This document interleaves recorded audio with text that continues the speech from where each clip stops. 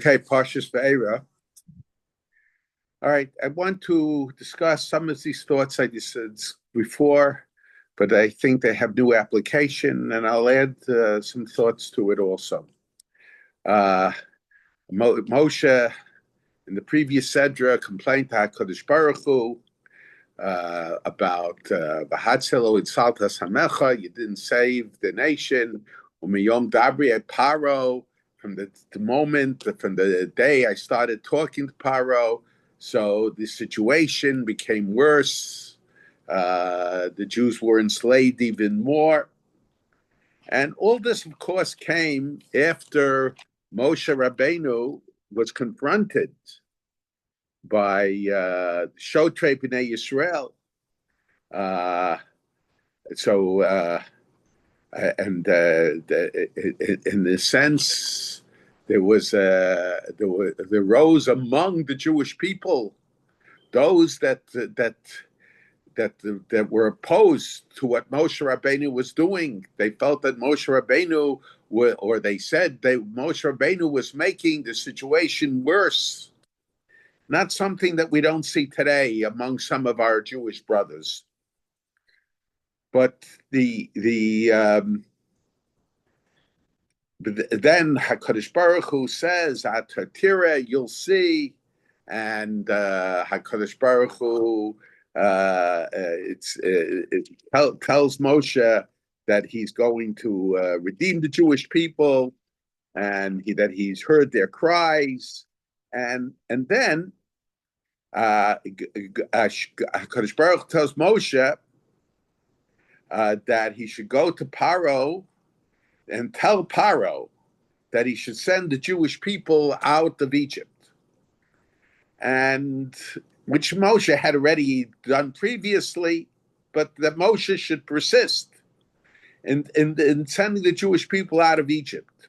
So Moshe complained to HaKadosh Baruch Hu. He says, "Vaydaber Moshe Hein b'nei Yisrael lo shamu elai." I spoke to the Jewish people, and the Jewish people did not agree with me. They did not find favor in my mission. They were opposed to what I was doing. They felt I was making their lot worse. So now you tell me, after the Jewish people who were the slaves, and I came to redeem them, and you tell me to talk to Paro, to ask Paro to let them go. It's just illogical. It's a kal v'chomer. So in addition, I do not speak clearly. Ani aral svasayim. I have sealed lips. Moshe had a little bit of a handicap in his speech. It wouldn't be he wasn't, I guess, the most.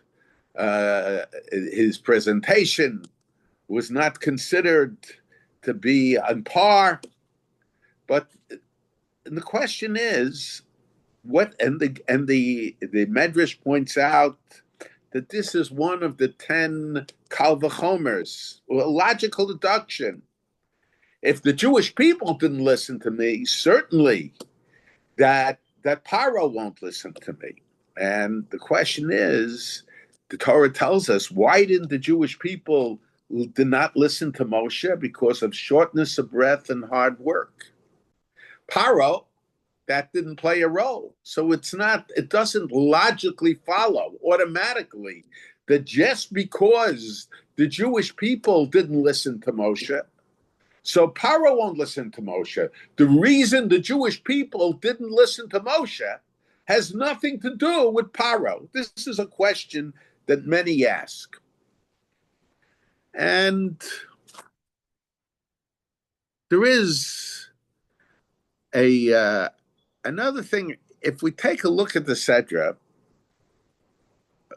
over and over again, and this is throughout these Sedras, what is the message?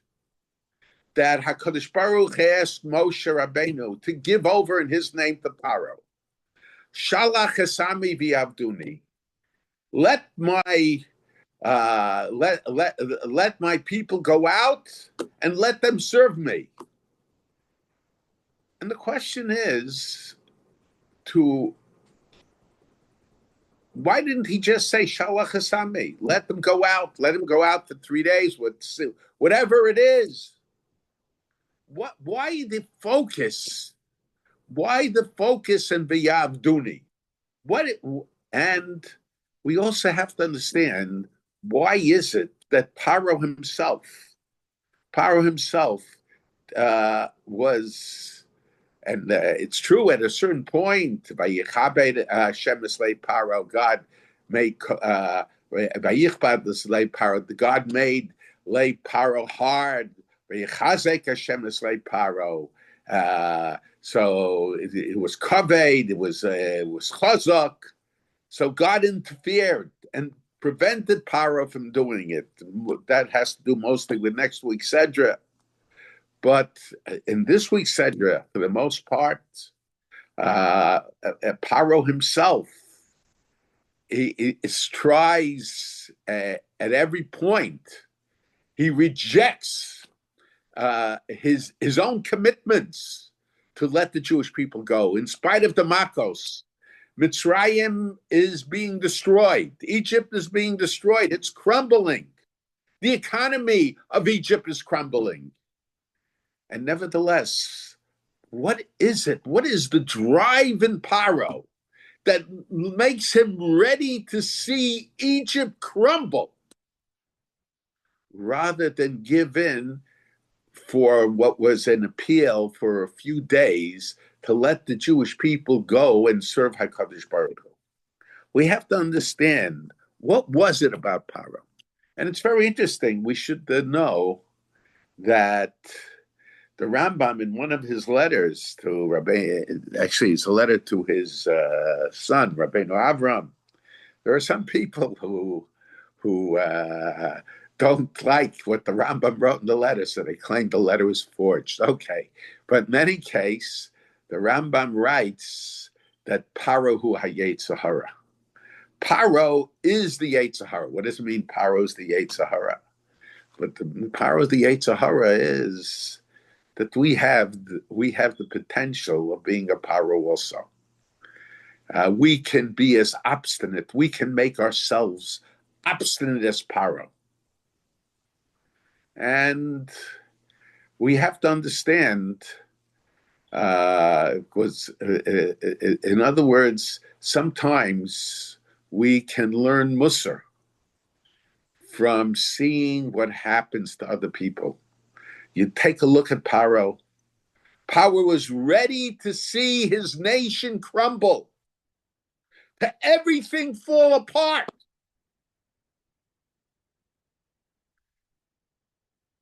And not give in. And sometimes we can do that also. We don't want to give in. We don't want to admit that we were wrong. We don't want to admit that we made a mistake. We saw all the things that took place. Everybody was screaming, making peace, negotiation. And B'dafka, who were attacked first? Who was killed for the most part? Those that wanted to make peace. And there are those that came to recognize, and that requires a certain strength to recognize that they made a mistake, and they'll openly admit it.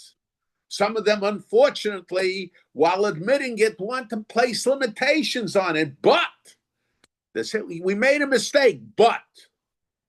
And basically, the but negates almost everything that they said regarding making a mistake. Yeah, we made a mistake, but we don't have the right approach anyway.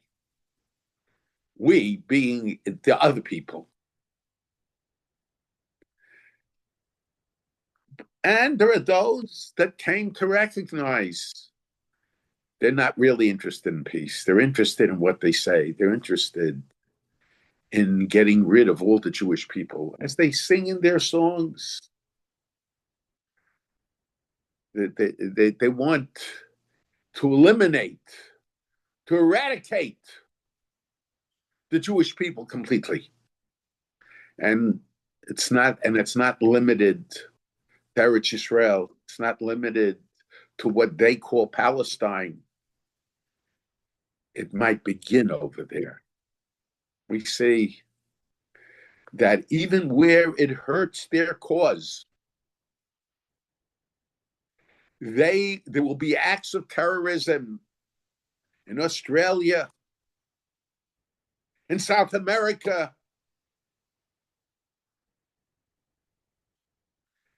all over the globe. So it's not just an Israeli issue.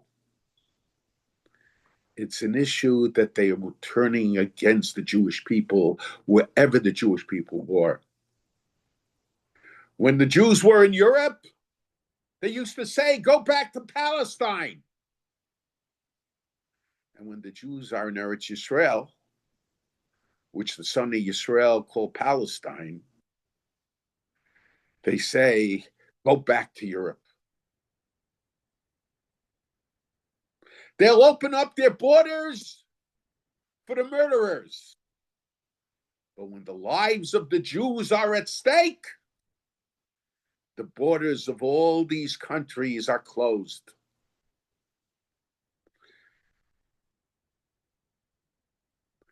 Those who open their borders for murderers, for people who commit all kinds of crimes,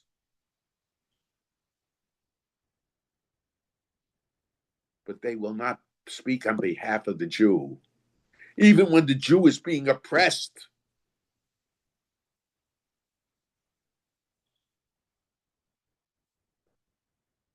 And unfortunately, and this repeats itself, during World War II, I mentioned that Rabbi Meir Berlin, the son of the Netziv, later on, because of Hitler coming to power, Hitler Yamach Shmo coming into power, Rabbi Meir Berlin changed his name from Berlin to Bar Ilan, being the son of the Netziv. So the Bar Ilan University is named after him. He was a great uncle of my father. So he came to America to speak to the Jewish congressman during World War II. And he was sure that they would listen to him. And yet, they gave him a deaf ear. Even those that he was able to talk to. It was like talking to the wall. It was like talking to some of the Jews today who march together with the anti-Semites,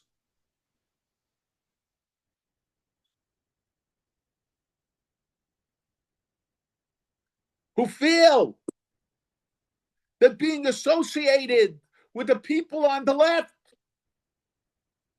is more important than the lives of their brothers and sisters.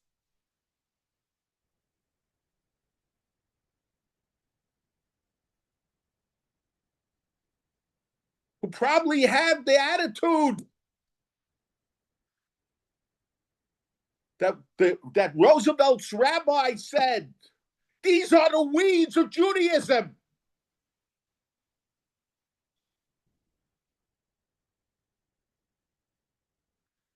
The problem repeats itself over and over and over again. So the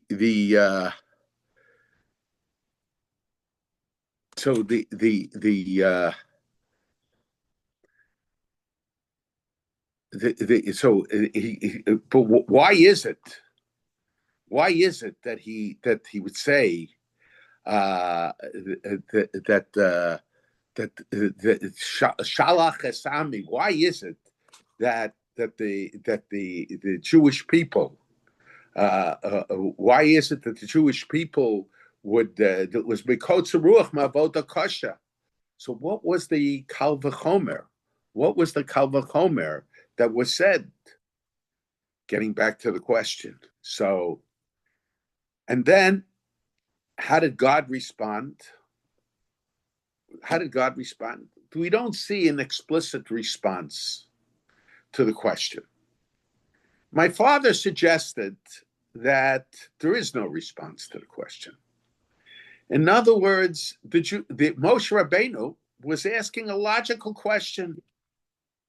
The logical question was, if the Jewish people didn't listen to me, the Jewish people, in a sense, were taking the attitudes of the Egyptians, and they're enslaved. So certainly Paro won't listen to me. It's a very logical question. My father said the Torah doesn't give an answer, because the survival of the Jew in history defies logic. You can't answer it logically. It's above logic. But the Jewish people do survive. I want to suggest a different answer, and that's what the shir is going to be focused on. But take a look immediately afterwards. Vayidaber Hashem el Moshe vel Aaron. God spoke to Moshe and Aaron. Vayitzaveh mel bnei Yisrael. He commanded them to the children of Israel. Vel Paro melech Mitzrayim, and to Paro, the king of Egypt. Lahotzi es bnei Yisrael meretz Mitzrayim, to take the Jewish people out of the land of Egypt. Now we understand the command to Paro, even though Moshe asked a question about it. But what was God's response? God's response was, go to Paro, demand that the Jewish people go out, but don't just tell it to Paro. Tell it to the Jewish people also. I'm commanding you to tell the Jewish people, in the simple explanation. Hashem spoke to Moshe and Aaron and commanded them regarding the children of Israel and regarding Paro, king of Egypt, to take the children of Israel out of the land of Egypt. Okay, we understand that sentence regarding the king of Egypt. But what is the command to the Jewish people to take the Jewish people out of Egypt? We have to understand what kind of command is it to the Jewish people. You have to understand it.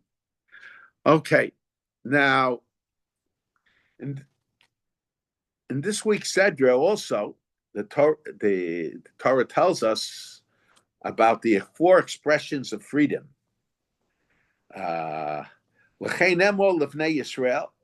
tell the Jewish people that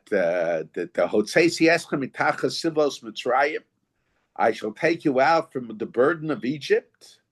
And I shall rescue you from their service. And I will redeem you. And I'll take you as a nation. 4 expressions of freedom.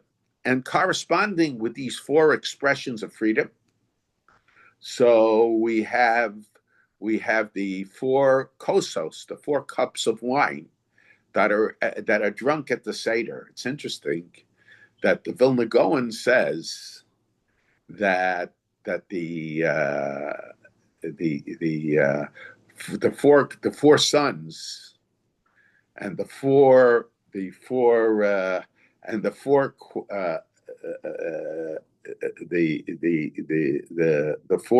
sons, and the 4 also corresponds with the 4 Lashonos Segula, and the 4 questions of the Manishtana also corresponds with the words of Gula. In other words, asking, as far as the 4 sons is concerned, What does that have to do with Geula? Well, I think it's very simple. The the um, the halacha is, the law is, and then I mentioned the child, when you have the seder, the Pesach seder. So at the Pesach seder, there is the child is the center because he asks the four questions. So what's the significance? Why is there such a focus on the the communication between child and parent? Why by the Seder is there such a focus, a special focus? Now, I think the answer is because Pesach is the Chag of Cheres. It's the holiday of freedom. And the halach is that a slave doesn't have yichus. In a sense, the child of a slave in certain areas is not even considered his child. The linkage of the generations isn't there. Now, that sounds very strange. However, we have to understand the halacha was expressive of what the facts were. The facts were that children who were servants and slaves all over the world were sold away from their parents, and the parents were sold away from their children. So there was really no bonding, no parent-child relationship between the parent and the children. And Pesach, when we demonstrate our freedom, we demonstrate our freedom by showing the connection that there is between parent and child. In a sense, I think that's very relevant today. Because there is an attitude that the so-called liberals want to ignore and devalue the relationship between a parent and a child. They came up with this nutty idea that the ones who should determine the course of education, the course of bringing up, even the so-called gender-changing operations, should not be the parent. Even when we're dealing with young children, it should be the teacher. The teacher is assuming the role of the taskmasters of Paro. And the left-wingers, many of whom are Jews, are advocating the same thing, to cut the ties, to break the relationship between parent and child. And the truth of the matter is, even within our own community, when we see these events taking place, when we see the tendency of times, we're constantly told to be on guard of the influence of the community. So at this time, when parenthood is being challenged, we have to reinforce the relationship between a parent and his children. Unfortunately, in some cases,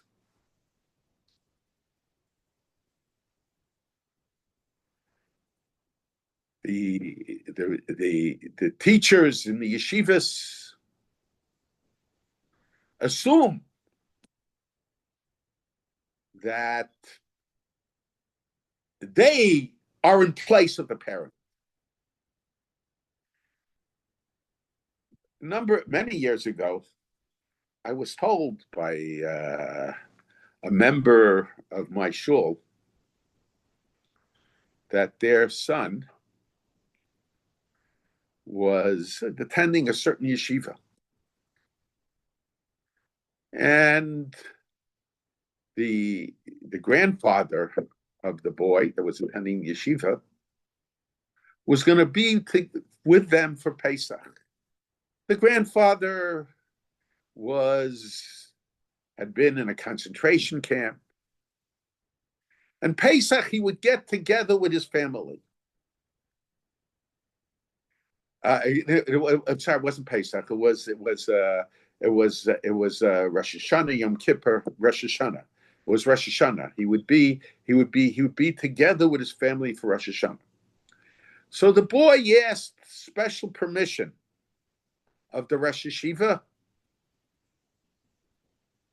to, if he could, on Rosh Hashanah that year, if he could be together with his family because the grandfather would be there. And the Rosh Hashiva said that, no, they can't. Okay, I don't agree, but I understand. He felt that the yeshiva needed the boy there. I can understand an attitude that other people have. That's not what bothered me.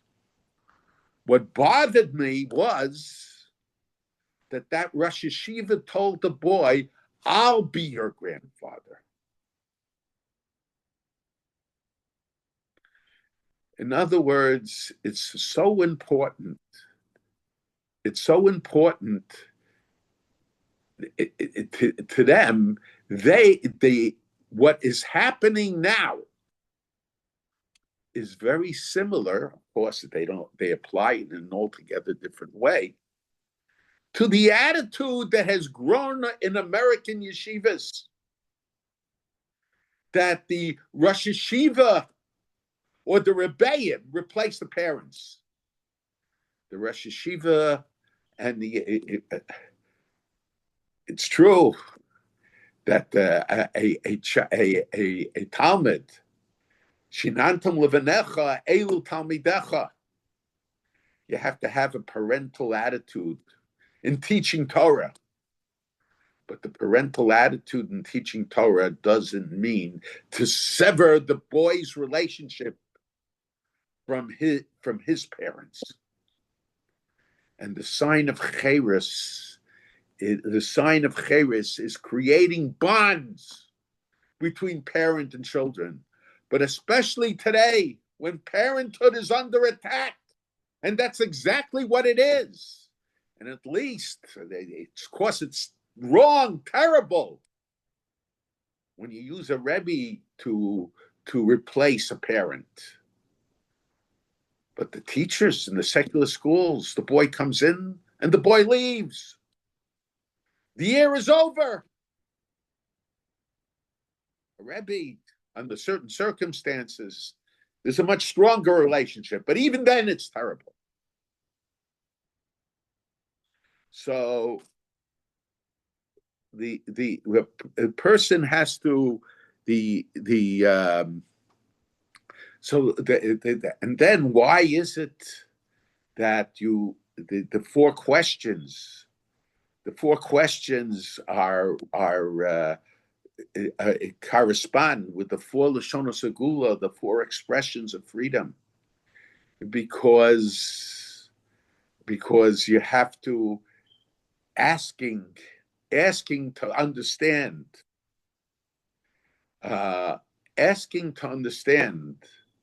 that's part of being free. But if you can't ask, you can't be free. The Zohar says the word Pesach, a speaking mouth. Of course, there are limitations. There's a way to speak and there is a way not to speak. You just have to turn on the news today and see the words that are constantly being used by the so-called government officials who we have to look up to. And instead of the words, even the television channels, as low as they are, they put beeps there. But in a respectful way, in a proper manner, is Pesach. It's a speaking mouth.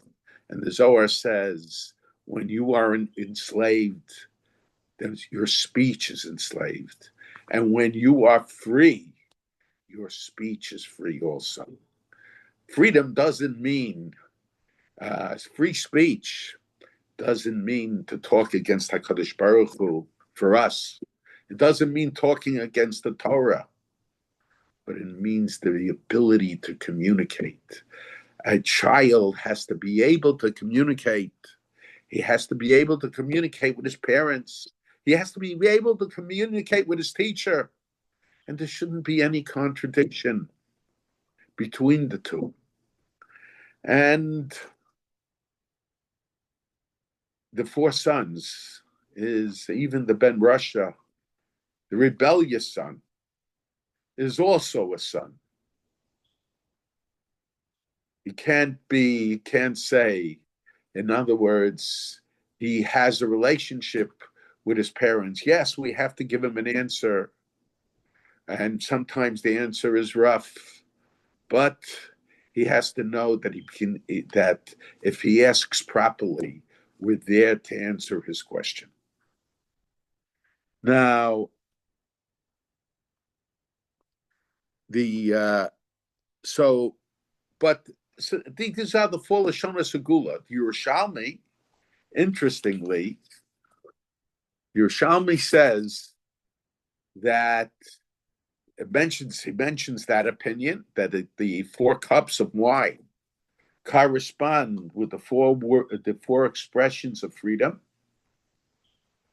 But the Yerushalmi also says that it corresponds with the four times when the Sar Hamashkim, the butler of Paro, told Yosef about the dream. So 3 times he talks about the kos of Paro, the cup of Paro that's going to be in his hand. And then Yosef mentions it 1 time. So 4 times the expression is mentioned that the cup of Paro will be in the hands of the butler of Paro. And Yosef gives the dream that he's soon going to, in 3 days, he's going to be freed from prison. And in 3 days, he will serve Paro his wine. So continue to return to his old job, to his old position. So the 4 cups of wine that we drink at the Seder correspond with the 4 times that reference is made in the conversation between the butler of Paro and Joseph, that the 4 times that the word kos, the cup of Paro, will be in the hands of the butler. Very strange. The 4 times, the 4 cups of wine that we drink in the Seder correspond with those 4 cups. How we to understand it? But I've mentioned there are really 2 ways to understand it. The simple way to understand it is, in a sense, that we are in place of Paro. In other words, the Jewish people in Egypt saw themselves as slaves of Paro. And there is this ongoing test that they face, and that's to see themselves as being free.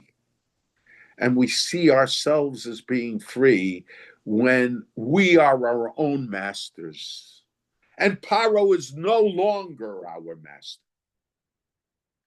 So in a sense, our taking the cup of Paro represents the fact that Paro is not our master. Unfortunately, you take a look at who people are looking up to for guidance today. There are all kinds of new paros.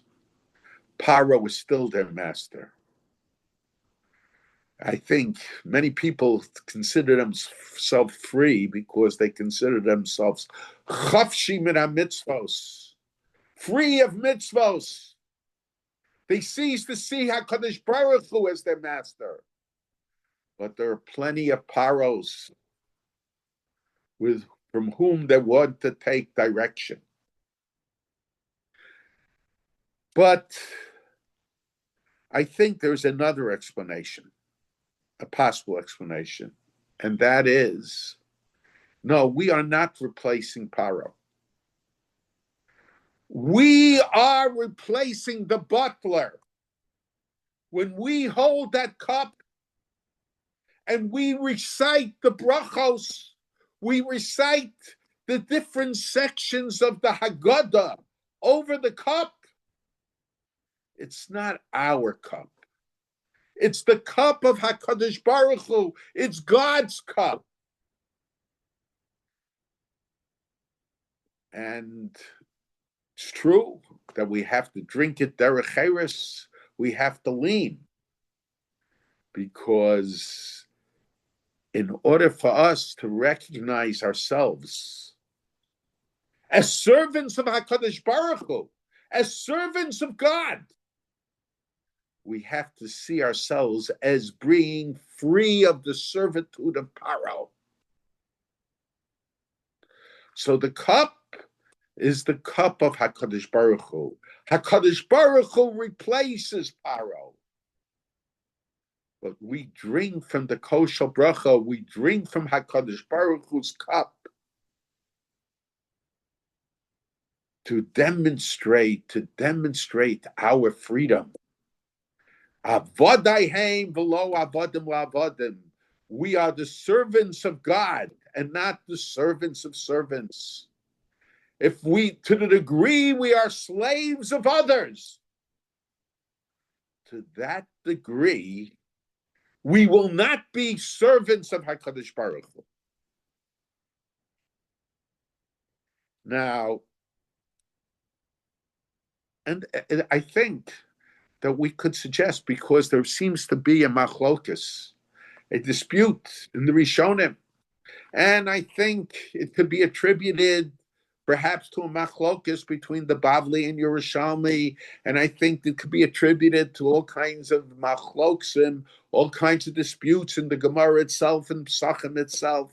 Without going into those details, we could suggest that if the main mitzvah, let's say the Rambam's opinion is that the main mitzvah of the 4 cups of wine is fulfilled, even if you drink. Of course, it's not the ideal situation, but the main mitzvah of the 4 cups of wine is even if you drink the 4 cups one after the other. You don't drink it as part of the saying of the Haggadah. Well, according to that opinion, it would seem that the cups of wine are, it's the cup, the mitzvah of the Dal Kosos. We replace Paro.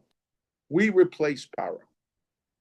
And according to the opinion that the main mitzvah of the 4 cups of wine is to connect it with the brachas, with the blessings of the Haggadah that we say to HaKadosh Baruch Hu, to say to God.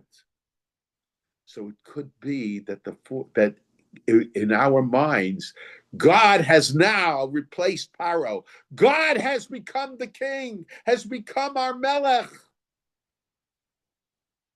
We went from the servitude of Paro into the servitude of HaKadosh Baruch Hu. We could even suggest that part of the reason of the necessity of the servitude of Paro was for us to learn what it means to be in servitude, in order that when we are redeemed, we understand the concept of being servants of God. Now,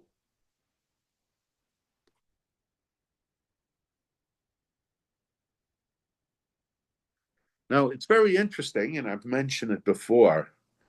There, when Korach led his rebellion against Moshe Rabbeinu, so one of the tests he did was he took he asked Moshe Rabbeinu if you had now halachically under laboratory conditions, and according to many poskim today, we do not have laboratory conditions.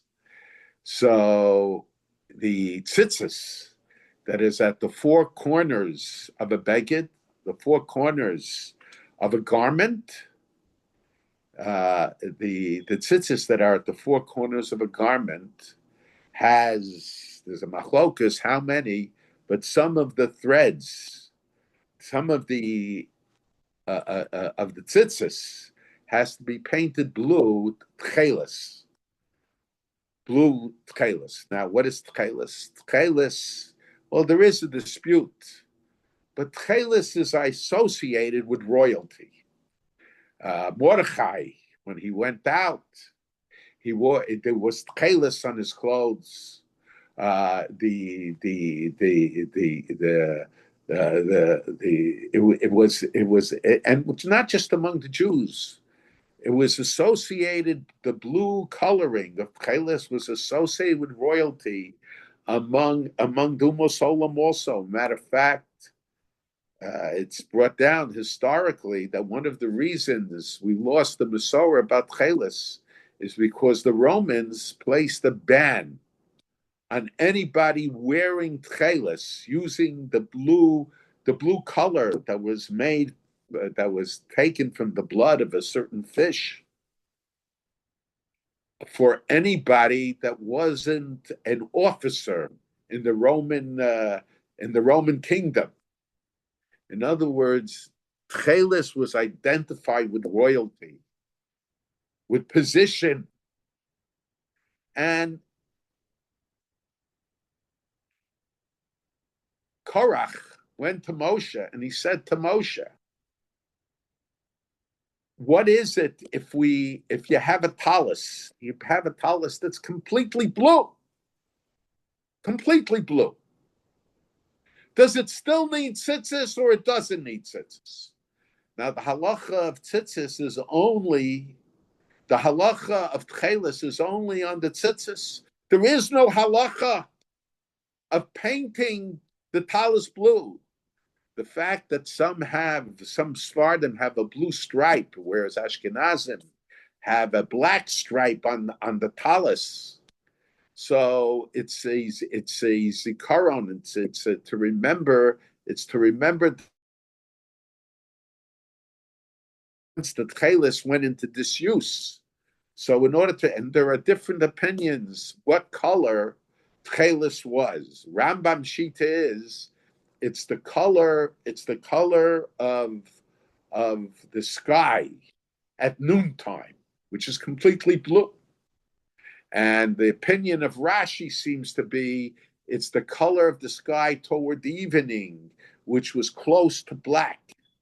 So the Ashkenazic tradition, even though when those who put tchelis don't follow that, but the Ashkenazic tradition was to put a black line on the talus to remember the tchelis, which according to many Ashkenazic Rishonim, at least according to Rashi's opinion, was a color very close to black, and reminiscent of the sky at night, in the evening, at the time of Makas Bechoros. And according to the Rambam, that's the custom, the Sephardic custom is based on that. It's reminiscent of the tchelis that the Jewish people had of the sky at noontime, midday. Okay, but in any case, so Korach wanted a beged. He wanted his four-cornered garment to be completely blue, but he didn't want any tzitzis connected to it. And Moshe Rabbeinu said no.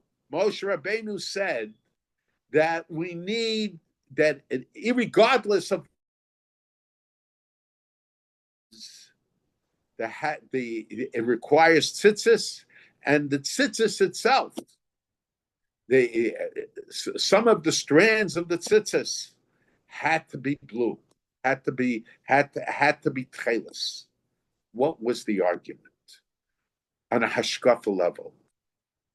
What is the the corners of a talus represent? Of a four-cornered garment? Four corners represent everywhere: east, west, north, and south. And everywhere, that's God. And what is the tzitzis? The tzitzis is that we are tied to God. It represents our servitude. A servant, a slave, is tied to his master. And we are tied to God. That is the tzitzis. But it's in our servitude to God that we become royalty. So it's the tzitzis that has tchelis on it, that has the royal color attached to it. There is no royalty for the Jew without servitude, and there is no servitude without royalty. We have to, in order for us to be royalty, we have to see ourselves as servants of God. So it's the tzitzis which represents our being tied to He who is everywhere. That gives us the ability to be royalty, to be the children of HaKadosh Baruch Hu. It represents that idea. So the two go together, and we could suggest that the Dalikosos, the Dalikosos, we, in a sense, are pouring. We, in a sense, pour the God's cup with the wine. As a matter of fact, there is two customs. Some have a custom that each person, when it comes to pouring the cup of wine, the wine into the cup, so another person does it for each person. But there are those who have the custom, I think that's the custom of Lubavitch, that each person pours his own cup. What's the idea? If you pour your own cup, I think we could suggest in the origin of the custom, you pour your own cup because you're making the cup of HaKadosh Baruch Hu. But if you have somebody else pour the cup for you, then it's your cup. And the two approaches that we have could be dependent on the way we understand this Gemara, this Yerushalmi. In other words, if the four cups that we drink are HaKadosh Baruch Hu's cup, then we pour it ourselves. We're not pouring it for ourselves, we're pouring it for God. We become the Sar HaMashkim of HaKadosh Baruch Hu. It's true, we drink from his cup, but it's his cup. It's the kosher bracha.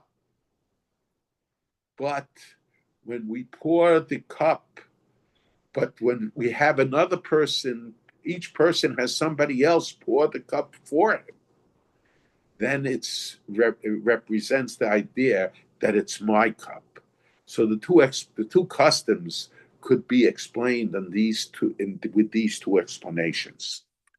So, in a sense, if we say that it's HaKadosh Baruch Hu's cup, in a sense, it's recognizing HaKadosh Baruch Hu as our king, but we are because we are in the service of HaKadosh Baruch Hu, but we're only in the service of HaKadosh Baruch Hu if we don't see ourselves as servants of Paro or his successors.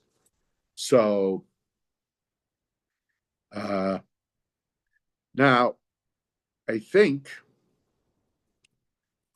the part now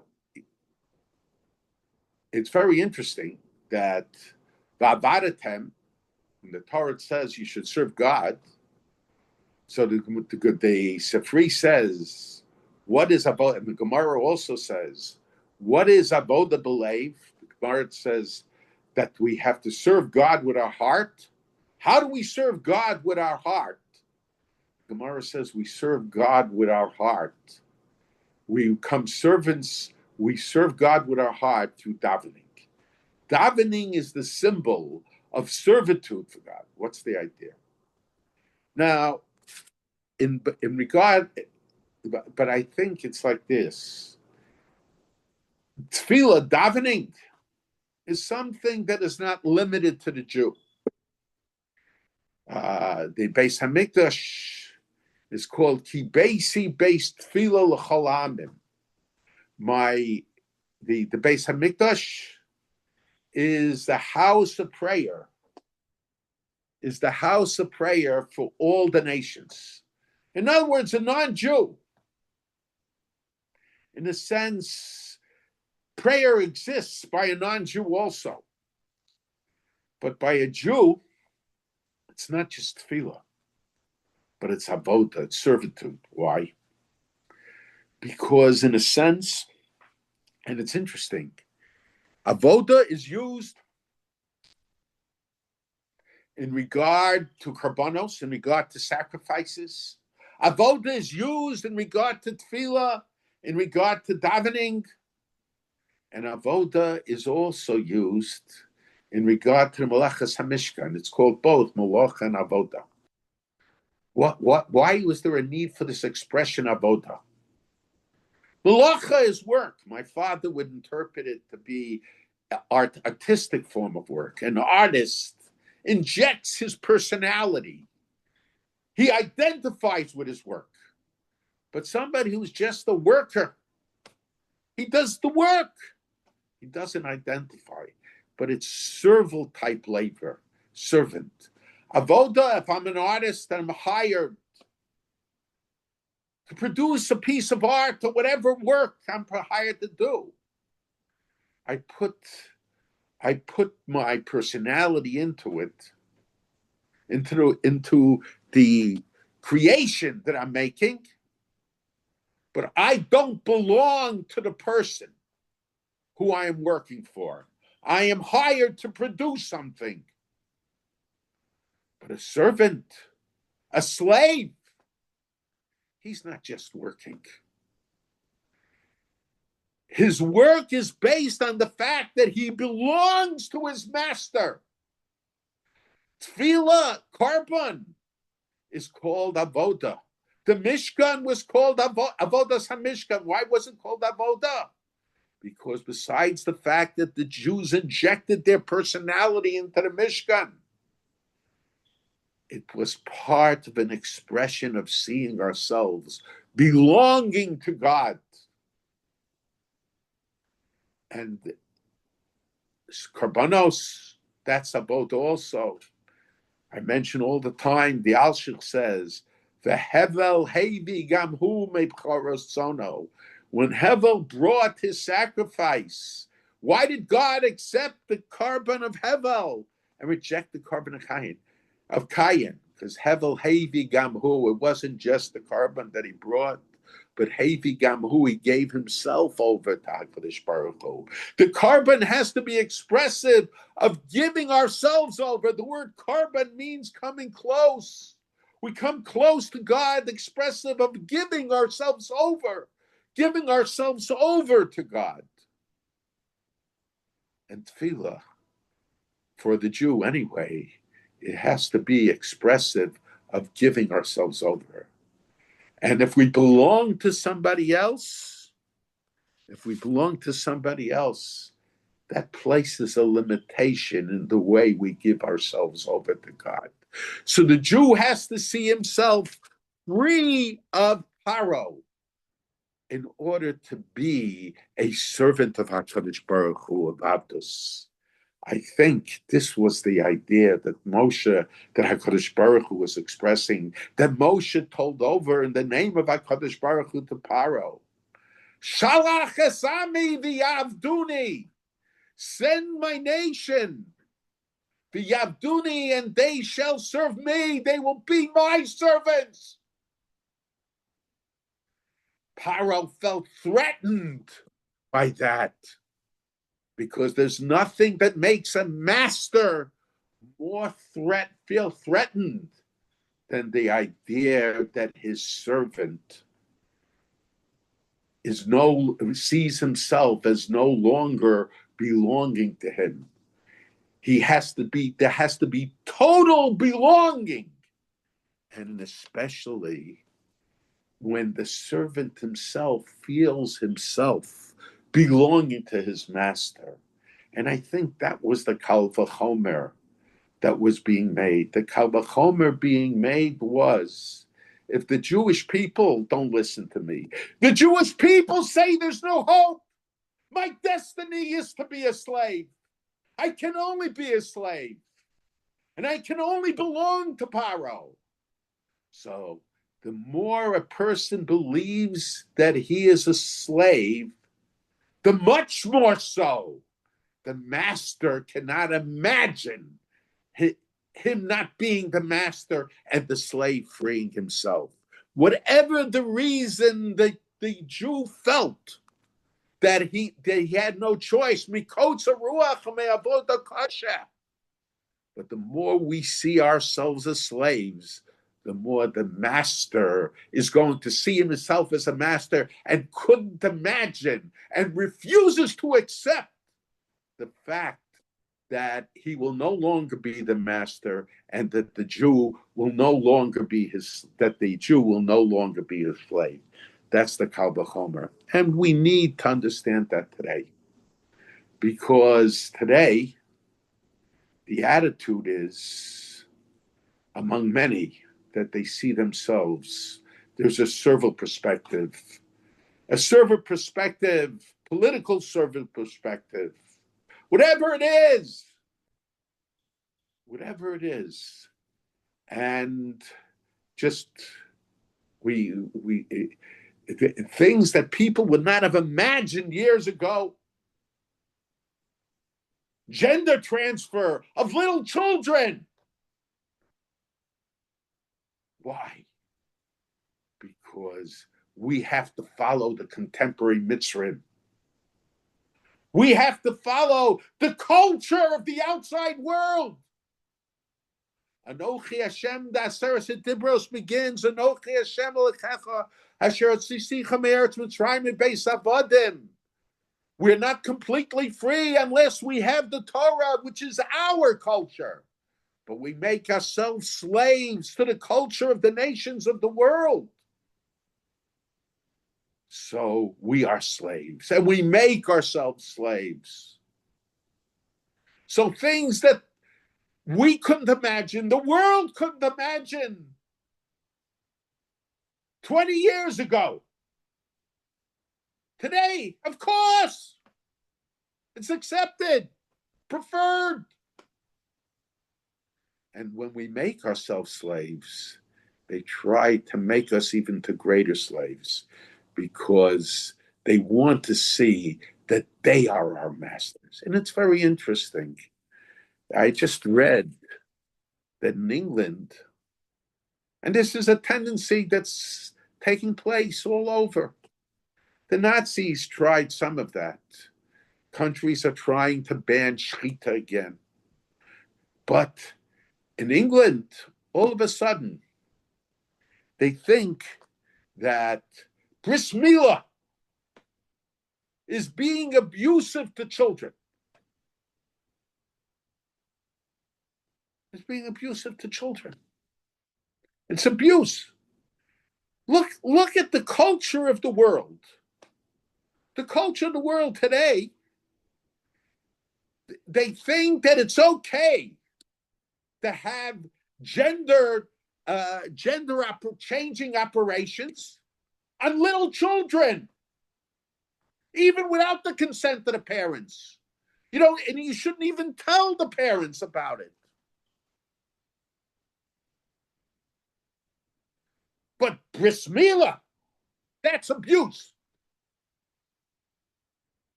how we can understand it.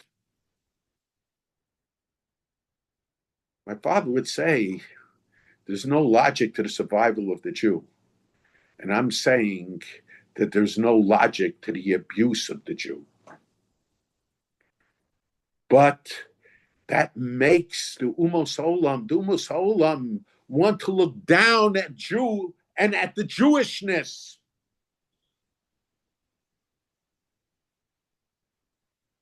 And many Jews make themselves have a servile perspective to the culture of the nations of the world.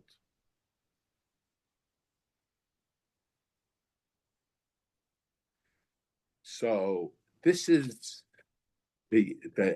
our service of HaKadosh Baruch Hu must manifest itself in removing the servile perspective, because to the degree that we are servants of Paro, to the degree that we are servants of, of the Paros of today, of the professors in the universities, of the teachers in the public schools,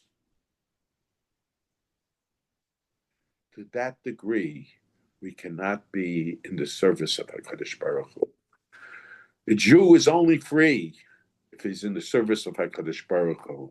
And he's only in the service of HaKadosh Baruch Hu if he sees himself free from being the servants of the culture of today. Hey, please put questions in the chat. So I think Rabbi mentioned at the beginning that Paro is like the Yetzer Hara. Yeah, So if we have to get free from Paro, we also have to get free from our Yetzer Hara. that's correct. And and if we give power to our Yetzer Hara, then the Yetzer Hara will have more power over us. That's for sure. We know that for sure.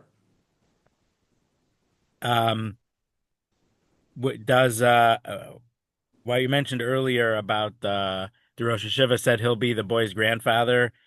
The Rosh Hashiva, yeah, Does this kind of prove what your cousin was talking about in Rupture and Reconstruction, that more learning is going on not in the household than that's people that learning? that's part of it. Yes, that's part of it. That's part of it.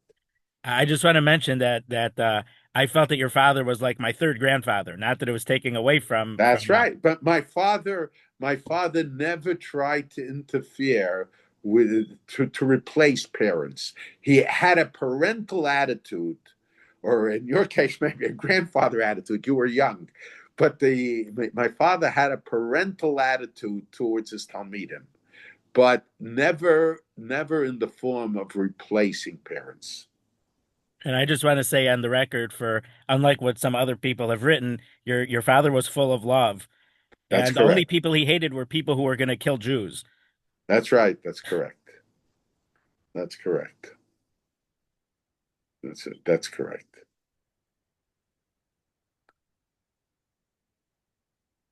Yeah.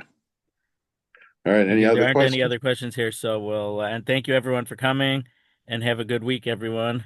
Okay.